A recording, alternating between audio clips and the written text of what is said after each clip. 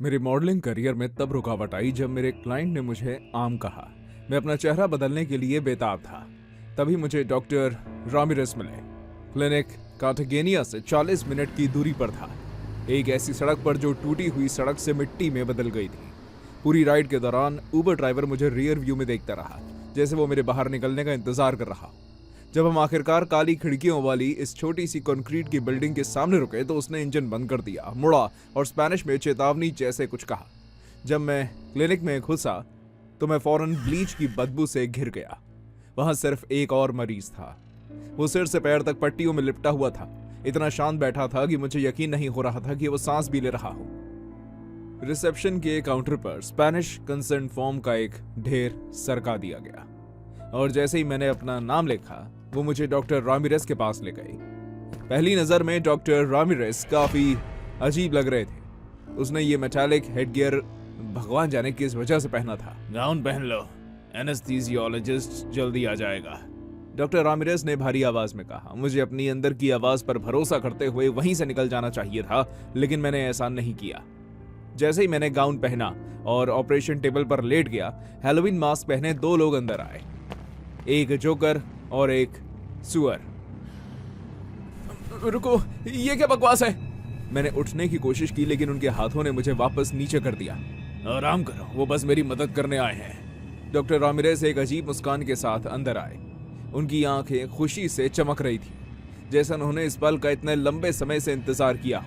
सुअर का मास्क वाला आदमी पीछे से हंसा। जोकर ने मेरे मुंह पर हाथ रखा, जबकि सुअर का मास्क वाला आदमी कुछ ढूंढ रहा था। मुझे टेबल पर दो और लोगों ने कसकर पकड़ रखा था। डॉक्टर रामिरेस मेरे पेट के ऊपर मंडरा रहे थे, उसे फाड़ने के लिए पूरी तरह तैयार। उसके दस्ताने पहने हाथ ऐसे हिल रहे थे जैसे वो मुझे काटने के लिए बेचैन हो। जल्दी करो, उसे बेहोश करो। रामिरेस चढ़कर गुर्राया, लेकिन इससे पहले कि वो मुझे इंजेक्शन लगा पाते, मेरा हाथ उनकी पकड़ से छूट गया और इंस्ट्रूमेंट ट्रे को पकड़ लिया, जिससे वो टूट कर गिर गई। मेरे हाथ में जो पहली चीज आई वो थी एक स्कैल्पेल। मैंने उसे उठाया, डॉक्टर रामिरेस पर जोर से वार किया। मैंने उनके हाथ में गहरा घाव किया। फिर मैंने अपने सर के ऊपर रोशनी के अकेले सोर्स पर लात मारी, जिससे बल्ब टूट गया और कमरे में अंधेरा हो गया। डॉक्टर रामिरेस और उनके पागल असिस्टेंट पूरी तरह से अफरा तफरी में थे। मैं अंधेरे में फर्श पर रेंगते हुए दरवाजे ढूंढने की कोशिश कर रहा था, तभी मुझे एक बच्चे के रोने की आवाज आई। मैं वापस हॉलवे में भागा। मुझे उस कमरे से अभी भी अफरा तफरी की आवाज आई।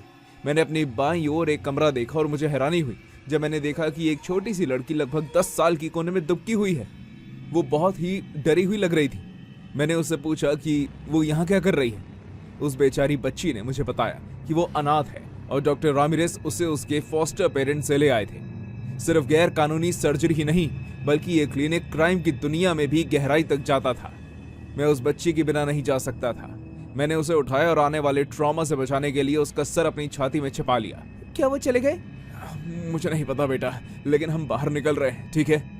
डॉक्टर ने कहा कि मेरे फॉस्टर पेरेंट्स ने मुझे यहाँ भेजने के लिए पैसे लिए हैं। उसकी आवाज भर गई और मेरा गला सूख गया। ये जानकर कि उसके फॉस्टर पेरेंट्स ने उसे पैसे के लिए रामिरेस जैसे राक्षस को बेच दिया, मुझे और भी गुस्सा आया। उसने ऊपर देखा, आंखें गीली थी। तुम वादा करते हो कि तुम मुझे नहीं छोड़ोगे? कसम से, मैंने कसकर पकड़ते हुए कहा, जब तक हमें धूप नहीं दिखेगी। मेरे पास मेरा फोन नहीं था, इसलिए मैं पुलिस को फोन नहीं कर पाया। बाहर निकलने का एकमात्र तरीका भागना था। मैं उन्हें दरवाजे से आते हुए सुन सकता था। मेरी आंखें इधर उधर घूमी, छिपने के लिए कोई जगह ढूंढ रही थी। दीवार के पास कुछ कूड़ेदान लाइन से रखे थे, ज्यादातर खून से सने कपड़े और ट्यूबिंग से भरे हुए थे, लेकिन उनमें से एक खाली था। मैंने बच्ची को उसमें डाल दिया और उसे उन कपड़ों से ढक दिया और चुप रहने को कहा, और मैं उसके ठीक बगल में एक और डब्बे में घुस गया। पूरी कोशिश कर रहा था कि अचानक कोई हरकत ना हो, ताकि उन्हें मेरे होने का पता ना चले। जैसे ही उनके कदमों की आहट पिछले दरवाजे से आई, मैंने ढक्कन बंद किया। अंदर की हवा में जंग और ब्लीच की बदबू आ रही थी और मैं बाहर बूटों की बजरी की आवाज सुन सकता था। वो ज्यादा दूर नहीं गया होगा और वो बच्ची को ले गया है, रामिरेस चिल्लाया। मैंने अपनी सांस रोक ली। दुआ कर रहा था कि वो बिन चेक ना करे। टॉर्च बिन के ऊपर चमक रही थी, जिससे अंदर रोशनी के हल्के हल्के धब्बे पड़ रहे थे। मैंने सांस नहीं ली और नहीं हिला। मैं तब तक दुआ करता रहा जब तक सब कुछ धुंधला नहीं हो गया और अंधेरा नहीं छा गया। मैंने धीरे से ढक्कन खोला और सुनते हुए बाहर निकला। छोटी लड़की अभी भी छिपी हुई थी, खून से सने कपड़ों के नीचे कांप रही थी। मैंने उसे आवाज दी और उसने ऊपर झांका। हमने आगे बढ़ने से पहले पूरा 1 मिनट इंतजार किया। मुझे पहले जनरेटर की आवाज याद आई। वो पीछे से आ रही थी। इसका मतलब था कि शायद पास में कोई सर्विस एग्जिट होगा। हम टूटे हुए कांच और खून से सने कपड़ों पर से रेंगते हुए हॉलवे से गुजरे। ऑपरेटिंग रूम का दरवाजा खुला हुआ था। मैं अंदर रामिरेस को अपने आदमियों पर चिल्लाते हुए देख सकता था। उन सबको लगा कि हम चले गए हैं। हमें इमरजेंसी दरवाजा मिला और हम हाईवे की तरफ भागे जब तक कि हमारे पीछे लाइटें धीमी नहीं हो गई। आखिरकार एक पिकअप ट्रक में एक आदमी ने हमें ढूंढ लिया और हमें पुलिस स्टेशन ले गया। हमने पुलिस को बताया और छोटी लड़की के फॉस्टर पेरेंट्स को अरेस्ट कर लिया गया। उन्हें रामिरेस अपने क्लिनिक में नहीं मिला। ऐसा लगता है कि उसे पहले से पता था कि पुलिस उसे ढूंढ रही होगी, इसलिए वो अपने आदमियों के साथ भाग गया। इस घटना को 2 महीने हो चुके हैं। मैं एक नॉर्मल नौकरी कर रहा हूँ। मैं पिछले हफ्ते लूसिया से उसके नए फॉस्टर होम में मिला था। वो वहां बहुत खुश है और उसे प्यार मिलता है। सच कहूं तो मुझे रामिरेस के क्लिनिक जाने का कोई अफसोस नहीं है। अगर मैं नहीं जाता तो भगवान ही जानता है कि वो लूसिया के साथ क्या करते। मुझे पूरा यकीन है कि रामिरेस प्लास्टिक सर्जरी के नाम पर मरीजों के ऑर्गन चुराता था और उन्हें गैर कानूनी तरीके से बेचता था। वो जहां भी है, मुझे उम्मीद है कि वो पकड़ा जाएगा उससे पहले कि वो और लोगों की जिंदगी बर्बाद करे। राफेल, जो मेरे 7 साल का बॉयफ्रेंड था, उससे ब्रेकअप हुए 1 हफ्ता हो गया था। जब हमारी कंपनी के चैरिटी गेम के दौरान 60 मील प्रति घंटे की रफ्तार से सॉफ्टबॉल मेरे चेहरे पर लगी। दर्द महसूस होने और खून देखने से पहले मैंने दरार की आवाज सुनी। मेरी नाक और गाल की हड्डी चली गई थी। ईआर डॉक्टर ने कहा कि मुझे तुरंत सर्जरी की जरूरत है। मेरे इंश्योरेंस ने डॉक्टर वॉल्डेस को मंजूरी दे दी, जो एक फेशियल रिकंस्ट्रक्शन स्पेशलिस्ट हैं और जिनके रिव्यू बहुत अच्छे हैं। वो कहते रहे कि मैं कितनी खुशकिस्मत हूं कि इतने कम समय में वो मिल गए। उसके बाद क्या हुआ ये अभी भी धुंधला है। मैंने कंसेंट फॉर्म पर साइन किए जिन्हें मैं मुश्किल से पढ़ पा रही थी। उन चीज़ों पर सर हिलाया जो मुझे समझ नहीं आई, लेकिन मुझे एनेस्थीसियोलॉजिस्ट की शांत आवाज़ याद है जो मुझसे 10 से उल्टी गिनती गिनने को कह रही थी। सब कुछ अंधेरे में डूबने से पहले मैं 3 तक पहुंच गई थी। मैं सर्जरी के बाद होने वाले आम दर्द से नहीं जागी। ये दर्द तेज था, लगभग जिंदा, जैसे कोई चीज अंदर से मेरी खोपड़ी को चीर रही हो। मैंने अपनी आंखें खोलने की कोशिश की, चीखने की, लेकिन नहीं कर पाई। मेरा शरीर पूरी तरह से पैरालाइज हो चुका था और फिर भी मैं पूरी तरह से जागी हुई थी और सब कुछ महसूस कर सकती थी। मुझे छोटा स्कैल्पल दो और याद दिलाओ कि वो क्या बदलना चाहता था। सब कुछ, असिस्टेंट ने समझाया। नाक, चीकबोन्स और जॉ लाइन, यहाँ तक कि ऑर्बिटल हड्डियां भी। उसने उसके चेहरे के एआई एडिटेड वर्जन भेजे और चाहता है कि वो बिल्कुल उन इमेजेस जैसी दिखे। वो, मेरे रोम रोम में घबराहट दौड़ गई। किसी ने मेरी मर्जी के बिना मेरा चेहरा बदलने के लिए पैसे दिए थे? मैंने हिलने और चीखने की कोशिश की, लेकिन मेरा शरीर जवाब नहीं दे रहा था। मुझे बस अपनी स्किन पर जलन और दबाव, गीली फटने की आवाज और मेरे गालों से बहता गर्म लिक्विड महसूस हुआ। वो बहुत खास है। उसने एक्स्ट्रा काम के लिए एक्स्ट्रा पैसे भी दिए हैं। क्या ये गैर कानूनी नहीं है? इस लड़की ने इनमें से किसी के लिए भी मंजूरी नहीं दी। उसके कंसेंट फॉर्म में सर्जरी के दौरान जरूरी सुधारों के बारे में लिखा है। कानूनी तौर पर हम कवर्ड हैं और उसने हमें पैसे दिए हैं। जब मैंने हिलने की कोशिश की तो मैं बहुत परेशान और लाचार महसूस कर रही थी। मैंने अपनी पूरी विल पावर अपने दाहिने हाथ में लगा दी, लेकिन कुछ नहीं हुआ। और कितना समय? और 2 घंटे, शायद 3। हम असल में उसके पूरे चेहरे का स्ट्रक्चर फिर से बना रहे हैं। मैं 3 और घंटे महसूस नहीं कर सकती थी कि वो मेरे चेहरे पर कट मार रहे हैं, मेरी हड्डियों को घिस रहे हैं और मुझे किसी की कल्पना के हिसाब से बदल रहे हैं। और दर्द बढ़ता ही जा रहा था। मैं उन्हें अपने गाल की हड्डी पर काम करते हुए हड्डी पर आ रही के वाइब्रेशन को महसूस कर सकती थी। मेरे चेहरे की हर नस चीख रही थी, लेकिन मैं आवाज नहीं निकाल पा रही थी। फिर मेरी उंगली फड़की और मेरा हाथ झटका। उसके वाइटल्स तेजी से धड़क रहे हैं। डॉक्टर, उसे और प्रोपोफॉल दो। ठंडा लिक्विड मेरी आईवी लाइन पर लगा, लेकिन मैंने अपनी पूरी ताकत से उससे लड़ाई की और किसी तरह मेरी आंखें खुल गई। सर्जिकल लाइटों ने मुझे अंधा कर दिया। चमक के बीच मैं अपने ऊपर डॉक्टर वॉल्डेस का हैरान चेहरा देख सकती थी। हाथ में अभी भी स्कैल्पल था। मेरे गले में एक ब्रीदिंग ट्यूब थी, इसलिए मैं चीख नहीं पाई, लेकिन मैंने जितना हो सके उतना जोर से हाथ पैर मारे। वो जाग गई है। उसके असिस्टेंट ने मेरे कंधे पकड़े, लेकिन पैरालिसिस से एड्रेनलिन जल रहा था। मैंने अपने गले से ब्रीदिंग ट्यूब खींच ली। महसूस किया कि वो पूरी तरह ऊपर तक रगड़ खा रही है और मैं चिल्लाई। मैंने इंस्ट्रूमेंट ट्रे पकड़ी और उसे उड़ा दिया। मेटल हर जगह खड़खड़ाया, जिससे दोनों चौंक गए। मैं टेबल से लुढ़की और जोर से जमीन पर गिर गई। मेरा चेहरा जल रहा था, मेरी गर्दन से गर्म खून बह रहा था। लेकिन मैं फिर भी लड़ती रही। मेलिसा, रुको, तुम्हें शांत होने की जरूरत है। मैं दरवाजे की तरफ रेंगती रही। मेरे पैर मेरे नीचे लड़खड़ाते रहे, लेकिन मैं चलती रही। किसी तरह मैं दरवाजे तक पहुंची, उसे खोला और हॉलवे में गिर गई। 2 नर्सों ने मुझे देखा, खून से लथपथ। मेरे आधे चेहरे पर पट्टी बंधी थी और बाकी आधा कच्चा और खुला हुआ था। वो चिल्लाने लगी, सिक्योरिटी को बुलाओ, पुलिस को बुलाओ, जल्दी करो। मैं वहीं गिर गई। मेरी चीखें सुनकर और 2 लोग दौड़कर आए। उन्होंने मुझे घेर लिया, ये समझने की कोशिश कर रहे थे कि क्या हुआ, जबकि मैं छटपटा रही थी और ऑपरेशन रूम की तरफ इशारा कर रही थी। मेरा गाउन खून से लथपथ था। मेरा चेहरा आधा ठीक था, एक तरफ अच्छी तरह से पट्टी बंधी थी, दूसरी तरफ कच्चा मांस और हड्डी दिख रही थी। मैंने बात करने की कोशिश की, लेकिन मेरा जबड़ा ठीक से काम नहीं कर रहा था। सिक्योरिटी ने डॉक्टर वॉल्डेस को दीवार से सटा दिया था। उनकी असिस्टेंट रो रही थी, बस ऑर्डर फॉलो करने के बारे में कुछ कह रही थी। किसी ने 911 पर कॉल किया, जबकि दूसरी सर्जिकल टीम मुझे एक दूसरे OR में ले गई। जब वो मुझे बेहोश कर रहे थे, मैंने डॉक्टर वॉल्डेस को चिल्लाते हुए सुना कि मैंने कंसेंट फॉर्म पर साइन किया है, कि ये सब लीगल है।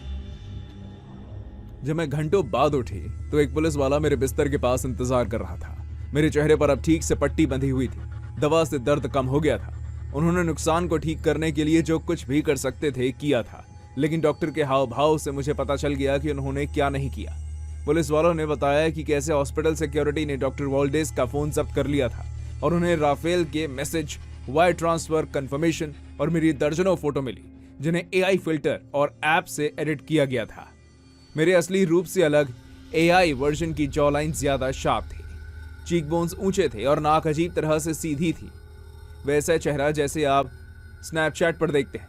पता चला उसने किसी को मेरे चेहरे पर वो सॉफ्ट बॉल फेंकने के लिए पैसे दिए थे और हॉस्पिटल स्टाफ को रिश्वत दी थी कि मुझे डॉक्टर वॉल्डेस के पास भेजा जाए।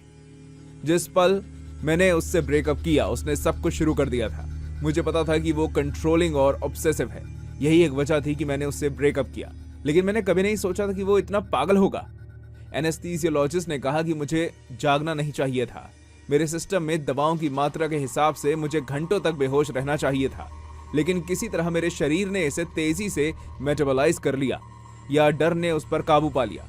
अगर मैं और 2 घंटे बेहोश रहती तो ये बदलाव हमेशा के लिए हो जाते और मैं राफेल की AI फिल्टर वाली गर्लफ्रेंड के तौर पर जिंदा रहती।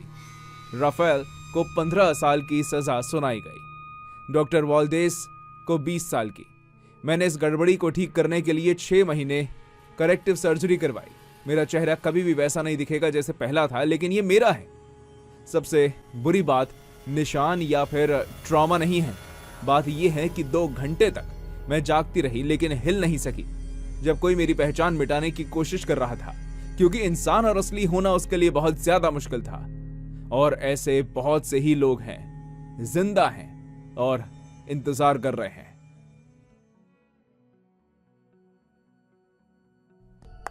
रेगन हमेशा से हमारे स्कूल की पॉपुलर लड़की थी। अपने खूबसूरत सुनहरे बाल और प्यारी मुस्कान दिखाती थी। सब उसे बारबी कहते थे और वो इस टाइटल को ताज की तरह पहनती थी। हम दोनों चीयर स्क्वाड के को कैप्टन थे, जिसका मतलब था कि वो मुझे खतरा समझती थी और जब भी मौका मिलता मेरी जिंदगी नरक बनाने की कोशिश करती। वो कई चीजों में मुझसे बेहतर परफॉर्म करती, लेकिन जो चीज उसे पागल कर देती थी वो थी मेरी नेचुरली साफ स्किन और लीन बॉडी, कुछ ऐसा जो उसे बहुत सारा पैसा खर्च किए बिना नहीं मिल सकता था। तो जब वो विंटर ब्रेक में 2 हफ्तों के लिए गायब हो गई तो अफवाहें तुरंत शुरू हो गई। बारबी रेगन ने प्लास्टिक सर्जरी करवाई थी और रिजल्ट सबके होश उड़ाने वाला था। लेकिन जब उस सुबह रेगन होम रूम में गई तो वो ऐसी लग रही थी जैसे वो गायब होने की कोशिश कर रही हो।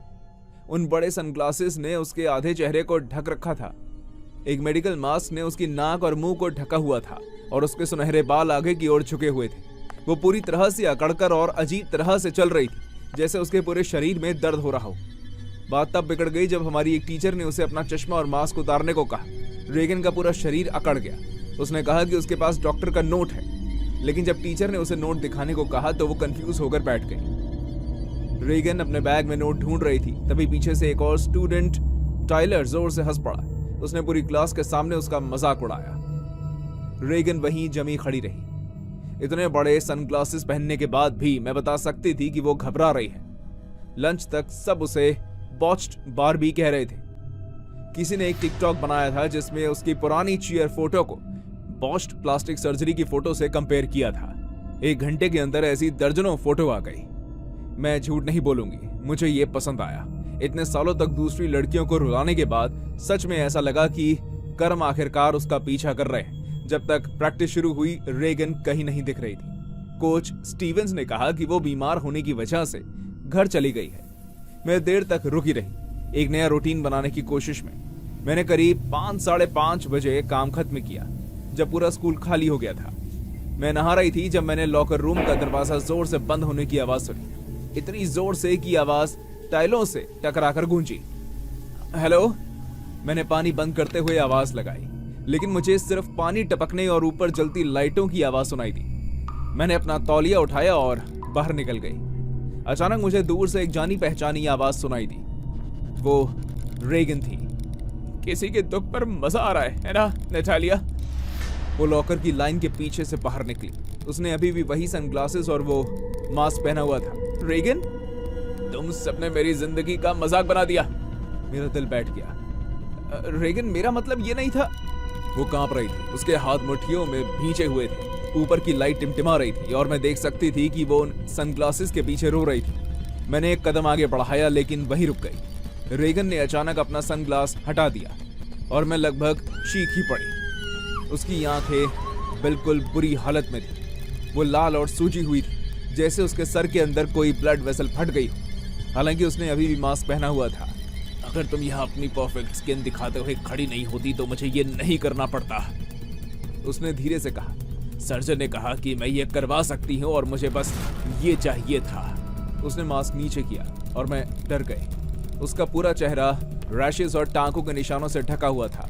कुछ जगहों पर उसकी स्किन निकल रही थी, जिससे नए घाव दिख रहे थे। उसकी नाक इतनी टेढ़ी थी कि मैं मुश्किल से बता पा रही थी कि वो रेगन है। उसके होंठ ऐसे सूजे हुए थे जैसे 1000 मधुमक्खियों ने उसे काट लिया। वो पूरी नफरत से मेरी तरफ चलने लगी। रेगन, मुझे माफ करना, तुम्हारी वजह से सब लोग मुझ पर हंस रहे हैं। मैंने इतने समय तक ध्यान नहीं दिया कि रेगन के हाथ में कैंची थी। रेगन, इसे नीचे रखो। लड़के कहते हैं कि मैं अब मॉन्स्टर जैसी दिखती हूँ, कि मुझे गायब हो जाना चाहिए, कि कोई भी मुझे इस तरह देखकर कभी प्यार नहीं करेगा। इसलिए अगर मैं मॉन्स्टर हूँ तो मुझे मॉन्स्टर जैसा बर्ताव करना चाहिए। वो तेजी से मेरी तरफ आई। मैं मुश्किल से बच पाई। कैंची उस लॉकर में जा लगी जहां अभी मेरा सर था। रेगन, रुको! उसका जख्मों वाला चेहरा गुस्से से मुड़ गया। मैंने अपना जिम बैग उठाया और उसकी तरफ घुमाया। बैग उसकी साइड में लगा और वो लड़खड़ा गई। मैं भागी, लेकिन लॉकर रूम बहुत छोटा था। वो ठीक मेरे पीछे थी, जोर जोर से सांस ले रही थी और कैंची आपस में टकरा रही थी। अगर मैं सुंदर नहीं हो सकती तो तुम भी नहीं हो सकती। मैं दरवाजे तक पहुंच गई, लेकिन वो बंद था। उसने मेरे बाल पकड़े और मुझे पीछे की ओर खींचा। उसने मुझे नीचे खींचा और मैंने देखा कि कैंची मेरे ऊपर आ रही है। वो मेरे चेहरे पर निशाना साध रही थी। मैंने अपना हाथ ऊपर उठाया और ब्लेड सीधे मेरे हाथ के अगले हिस्से में घुसा। मुझे लगा कि स्किन और मसल्स को चीर रहा है। गर्म खून तेजी से निकल रहा था। जब दर्द हुआ तो मैं चिल्लाई, लेकिन मुझे वहां से भागना था, इससे पहले कि वो मुझे मार डाले। मैंने उसकी आंखों में कोहनी मारी और वो दर्द से जमीन पर गिर पड़ी। मैंने इंतजार नहीं किया, मैं भाग गई। अपने पीछे खून की एक लकीर छोड़ गई। कोच स्टीवंस ने मुझे हॉलवे में रोते हुए और हर जगह खून बहते हुए पाया और 911 पर कॉल किया। पुलिस पैरामेडिक्स के साथ आ गई। उन्होंने रेगन को अभी भी लॉकर रूम में पाया। वो अपनी गोद में कैंची लिए फर्श पर बैठी थी, आंखें पीछे हिल रही थी और खुद से सुंदर होने के बारे में फुसफुसा रही थी। मैं अब यहाँ हॉस्पिटल में हूँ। मेरे हाथ पर टांके लगने का इंतजार कर रही हूँ। डॉक्टर ने कहा कि मैं लकी थी। 1 इंच और होता तो वो किसी आर्टरी को चोट पहुंचा देती। इसमें 23 टांके लगे। पुलिस ने कहा कि रेगन को साइकोट्रिक हॉस्पिटल में ले जाया गया है। उसके वकील शायद कहेंगे कि ब्लीडिंग और खराब सर्जरी की वजह से उसे साइकोट्रिक ब्रेक मिला था। शायद वो ठीक दिमागी हालत में नहीं थी, लेकिन मुझे पता है कि सिर्फ उसी की गलती नहीं थी। हमने भी उसका मजाक उड़ाया था, बिना यह सोचे कि इससे उस पर क्या असर होगा। मैं बस उम्मीद करती हूँ कि उसे वो मदद मिले जिसकी उसे जरूरत है। और जो लोग सोचते हैं कि प्लास्टिक सर्जरी खुद को बेहतर बनाने का तरीका है, वो जरा इस बारे में सोचे, क्योंकि बहुत सारे फ्रॉड सर्जन हैं बनाने के नाम पर उनकी जिंदगी बर्बाद कर देते हैं।